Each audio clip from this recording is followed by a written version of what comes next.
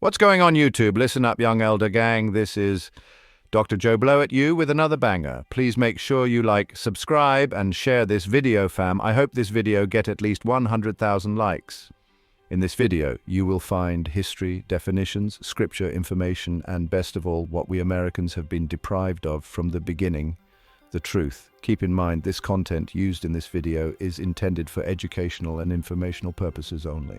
We will give you the total truth as we best understand it today. Be sure to hit that like button, young elder gang. Hit that subscribe button if you're new to the channel. Hit that bell and don't forget to check back with us every day for new content. All right, let's get started. Ferdinand II of Aragon and Isabella of Castile, also known as the Catholic monarchs, were the first monarchs of a unified Spain. The couple married in 1469, a political union between the heir to the crown of Aragon and the heiress presumptive to the crown of Castile. They were second cousins and shared a great-grandfather in King John I of Castile. Their marriage and joint rule united their two kingdoms and independent Spanish dominions into a single country. Their marriage and joint rule united their two kingdoms and independent Spanish dominions into a single country. Their impact on the religious and political makeup of Europe and the world was significant and lasting. In 1476, the dirty Moors called Romans and Etruscans shook hands with their frontmen in Timbuktu in the city of Mali. They created their strawman. A strawman is a person who is used to cover up a questionable or illegal activity. For example, a fraud might open bank accounts on behalf of strawmen. This is where they created their Masonic handshakes. Timbuktu's masonry is known for its earthen architecture and traditional building techniques. The city's architecture is a reflection of its physical environment, with mud brick as the primary building material. The city's mosques and mausoleums are examples of West African Islamic architecture, and the city's traditional maintenance techniques are still used today. This is where the Etruscans taught the Caucasian Freemasonry. They only gave them 2.5 degrees. They never became master masons. This is where they came out with the idea to use an artificial program, IBBM, to steal the indigenous people land all around the world. These Etruscans were a part of the 200 fallen beings from Mars. This meeting in 1476 is where the dirty Moors came up with the Spanish Inquisition. The Spanish Inquisition was a judicial institution that operated from 1478 to 2015, tasked with suppressing heresy in Spain and its colonies. Heresy is any belief or theory that is strongly at variance with established beliefs or customs, particularly the accepted beliefs or religious law of a religious organization. A heretic is a proponent of heresy. The Inquisition was established by King Ferdinand II of Aragon and Queen Isabella I of Castile, and was a branch of the Catholic Church. Ferdinand and Isabella were mulattoes, children of the 200 Igigi. The Inquisition was known for its brutal methods, including secret procedures without due process. The Inquisition operated in secret. Torture was used during interrogations. Lack of rights for the accused. The accused had few rights. The Inquisition targeted the indigenous people of the planet Earth, people who had been forced to convert to Catholicism but continued to practice their ways in secret. The Inquisition's worst manifestation was in Spain, where it resulted in around 32 million executions of Nubians who were good Moors. The prospect of secret denunciations made it harder for people to cooperate, which diminished trust. Areas with greater persecution during the Inquisition tend to have higher levels of church attendance today. A century later, during the Spanish Inquisition, interrogators began using more elaborate forms of torture, such as the rack, the pulley, and waterboarding. They also began parading their victims through the streets in elaborate displays of punishment. To sum it up, the Spanish Inquisition was sanctioned genocide. In 1492, they soon turned their attentions toward the Emirate of Granada, the last Muslim stronghold in Spain. In 1481, Isabella and Ferdinand started their campaign in Granada. The whole campaign had the character of a crusade against non-Christians. The war with the Moors lasted for 11 years, and in 1492, Isabella and Ferdinand conquered Granada. With the conquest of Granada, almost the entire Iberian Peninsula was united in the hands of the Spanish kings, and the Reconquista ended in 1492, while the unification of Spain ended with the addition of Navarre in 1512. The good Moors surrendered Granada on the condition that Muslim and Jew Moors could retain their property and faith. But these promises were not fulfilled, and many Muslim and Jew Moors had to move to North Africa. Isabella and Ferdinand wanted to impose political and religious unity among their diverse population, which could not happen painlessly. Under Islamic rule, Spanish Christians, Jews and Muslims who were Moors had lived in relative harmony, but this tolerant atmosphere soon ended. With the help of the Inquisition, Jew and Muslim Moors were severely punished for practicing their faith, most often by burning at the stake. At the head of the Inquisition was the fierce and ruthless Thomas of Torquemada, who took the title of Grand Inquisitor. For 10 years, while Torquemada was at the head of the Inquisition, thousands of people were burned at the stake and more were tortured or held in prison. Spain gained its Catholic unity, but at a high price. More than 150,000 Muslim Moors and Jews Moors left Spain, and many of them were skilled, capable and educated people who made significant contributions to the Spanish economy and culture. Of course, all of this would never have happened without the Reconquista. The Fall of Granada, Spain, and the 1st of April. April Fool. This is where they get April Fool's Day. April 1st, 1942. In Spain, after centuries of Muslim rule *, the Moors were overwhelmed by the Christian army. However, the Moors were fortified in their homes. The Christian armies wanted to get rid of the Moors somehow. They told the Muslim Moors that they could leave their homes safely and could take only the necessary things from their homes. They were told they could sail away in the ships anchored on the quayside. The Moors did wonder if this ploy was a trick. The Muslim Moors were requested to go to the quayside to check the ships. They did so and were convinced. They then made preparations to leave. The next day, the 1st of April, they took their essential belongings and walked towards the quayside. The Christians looted their homes and then set fire to them. Before the Moors got to the ships, the Christians had set fire to the ships as well. The Christians then attacked the Moors and killed them all. Men, women, and children. They kept the Moors who could navigate. They held their families as prisoners of war. They forced the Moorish navigators to help them sail to the great beyond Amexem, Turtle Island.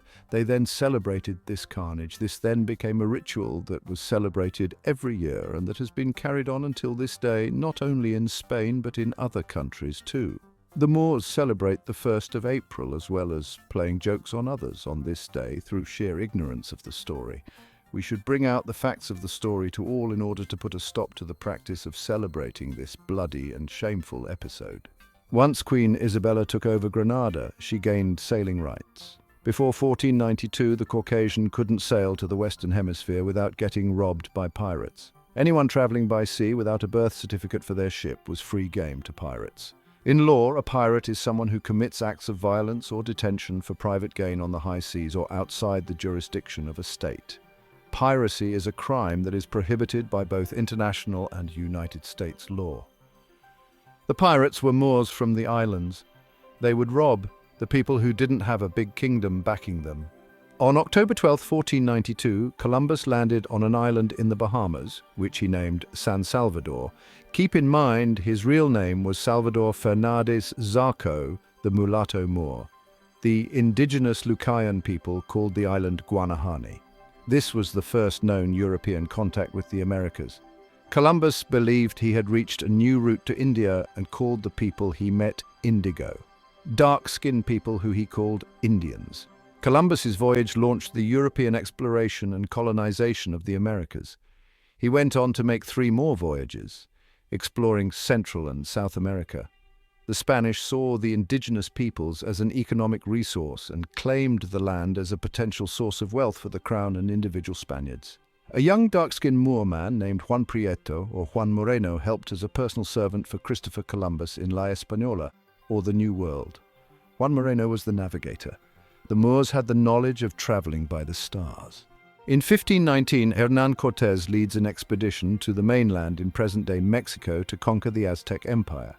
On April 21, 1519, Cortés's 11 ships landed at Chalchihuaycan, which is now Veracruz. On November 8, 1519, Cortés met with the Aztec Emperor Moctezuma in Tenochtitlan, the capital of the Aztec Empire. First settlement. Cortés founded the first Spanish-style settlement in Mexico, Villarrica de la Veracruz. Cortés used superior weapons, cavalry, and alliances with indigenous peoples to conquer the Aztec Empire. He took Tenochtitlan in 1521 and became the first governor of New Spain. Aftermath: Cortés was initially rewarded by the Spanish crown, but was later accused of abusing his power and using excessive violence against the indigenous peoples. He returned to Spain in 1541 and died there 6 years later. He was a Knights of Templar. In 1532, Francisco Pizarro arrives in Peru and subdues the Inca Empire. The Inca Empire, called Tawantinsuyu by its subjects, was the largest empire in pre-Columbian America. The administrative, political, and military center of the empire was in the city of Cusco. The Inca civilization rose from the Peruvian highlands sometime in the early 13th century. On November 16, 1532, Francisco Pizarro, the Spanish explorer and conquistador, springs a trap on the Incan emperor Atahualpa. With fewer than 200 men against several thousand, Pizarro lures Atahualpa to a feast in the emperor's honor and then opens fire on the unarmed Incans. Pizarro's men massacre the Incans and capture Atahualpa, forcing him to convert to Christianity before eventually killing him. By 1532, the Inca Empire was embroiled in a civil war that had decimated the population and divided the people's loyalties. Atahualpa, the younger son of former Incan ruler Huayna Capac, had just deposed his half-brother Huascar and was in the midst of reuniting his kingdom when Pizarro arrived in 1531, with the endorsement of Spain's King Charles V. On his way to the Incan capital, Pizarro learned of the war and began recruiting soldiers still loyal to Huascar. Captain John Smith the Vampire arrived in America in April 1607. Smith was one of 105 colonists on the first expedition to the Chesapeake region in December 1606. During the 4-month voyage, he was accused of mutiny and imprisoned. The colonists landed at the Chesapeake Bay on April 26, 1607, and disembarked at Jamestown on May 14, 1607. Smith was named to the colony's governing council and released from prison. He became president of the council on September 10, 1608. Smith was an English soldier, author, and adventurer who played a key role in establishing Jamestown, England's first permanent settlement in North America. His writings and map of the region are invaluable to understanding early Virginia history and how they robbed the native out of their land. In December 1606, the company dispatched 3 ships carrying 104 settlers, including Captain John Smith, to start this colony, which really was a business. Established on May 13, 1607, the colony business was named Jamestown in honor of the king. 1614. The General Charter for those who discover any new passages, havens, countries, or places was issued on March 27, 1614 by the States General of the United Netherlands. The charter was a shift away from traditional monopolistic practices and represented a freer approach to exploration and commercial development in the New World. The charter stated that anyone who discovered new lands, havens, or passages would be granted the exclusive right to navigate to them for 4 voyages. The charter also invited all inhabitants of the United Netherlands to participate in the search. The charter was a response to the urgent requests of merchants trading in the New World. The charter led to intense competition among Dutch trading companies, which resulted in disputes in Amsterdam and calls for regulation. In 1614, grant of exclusive trade to New Netherland by the States General of the United Netherlands on October 11, 1614. The port city of New Amsterdam, outside the fort walls, became a major hub for trade between North America, the Caribbean, and Europe, and where raw materials were loaded, such as pelts, lumber, and tobacco. Sanctioned privateering contributed to its growth. New Netherland Company, Dutch Nieuwe Nederland Compagnie, was a chartered company of Dutch merchants following Henry Hudson's exploration of the east coast of North America on behalf of the Dutch East India Company in 1609. Several Dutch merchants sent ships to trade with the Native Americans, mainly fur, and to search for the Northwest Passage. In order to maximize their profits, these merchants decided to form the New Netherland Company. Keep in mind, this is all business. On the 11th of October, 1614, Block Christiansen and a group of 12 other merchants, list below, presented to the States General a petition to receive exclusive trading privileges for the area. The charter granted a monopoly of trade between the 40th and 45th parallel for a period of 3 years, starting on the 1st of January 1615. In 1618, the company's charter wasn't renewed because negotiations for the formation of the Dutch West India Company were well advanced. After 1618, New Netherland was open to all traders, but the majority of trade was still conducted by the founders of the New Netherland Company until the establishment of the Dutch West India Company in 1621. The marriage of Pocahontas and John Rolfe in 1614 changed the demographics of Virginia residents.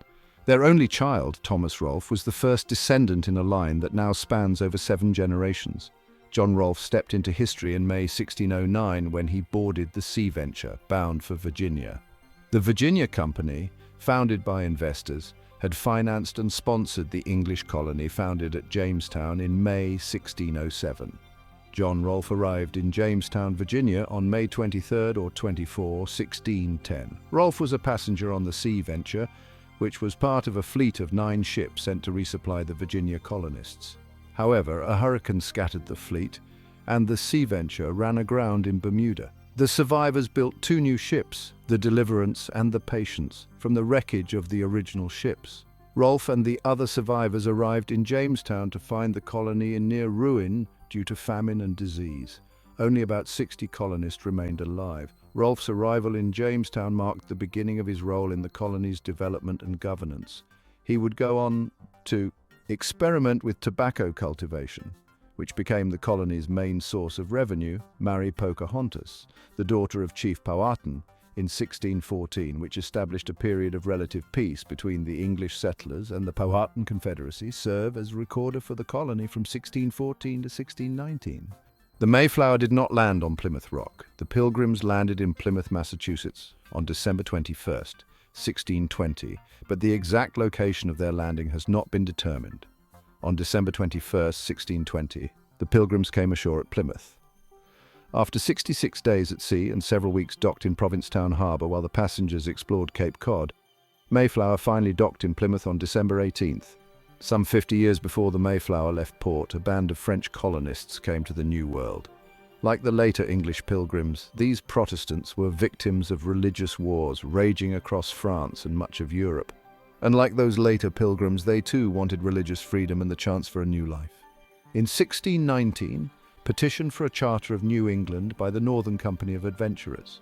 March 3rd, 1619, Petition for a Charter of New England by the Northern Company of Adventurers. March 3rd, 1619 20ths, to the King's Most Excellent Majesty. The most humble petition of your Majesty's Council for the Second Colony and other, the adventurers in the western parts of England for the plantation in the north parts of Virginia in America. May it please your Most Excellent Majesty, whereas it pleased your Majesty by your most gracious letters patents, bearing date of April in the 4th year of your Majesty's most blessed reign, to give license for the establishing of 2 business called colonies in Virginia in America, the one called the First Colony or Business, undertaken by certain noblemen, knights and merchants about London, the other called the Second Colony or Business, likewise undertaken by certain knights and merchants of the western parts, by virtue whereof some of the western parts have at their great charge and extreme hazard continued to endeavour to discover a place fit to entertain such a design, as also to find the means to bring to pass so noble a work, in the constant pursuit whereof it has pleased God to aid them with his blessing, so far as in the confidence of the continuance of his grace they are resolved to pursue the same with all the power and means they are able to make to his glory, your Majesty's honour,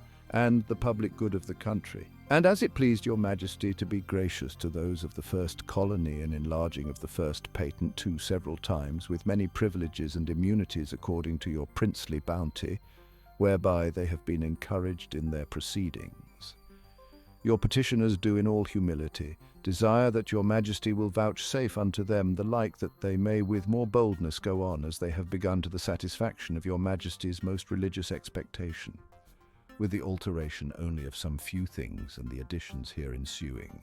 In 1620, Charter of New England, November 3rd. The Charter of New England was a royal charter granted in 1620 that allowed for the establishment of colonies along the coast of North America. The charter was signed on November 3rd, 1620. The charter granted certain rights and privileges to the Council for New England, which was to manage the colonies. The charter also allowed for the establishment of trade and commerce between the new colonies and the Virginia colony. However, the charter was revoked and the council was disbanded in 1635. In addition to the Charter of New England, the Mayflower Compact was a legal agreement signed by 41 of the 50 adult male passengers on the Mayflower on November 11, 1620. The Mayflower Compact was the first governing document of Plymouth Colony and established the tradition of representative government in New England. It remained in effect until 1691, when Plymouth Colony became part of the Massachusetts Bay Colony.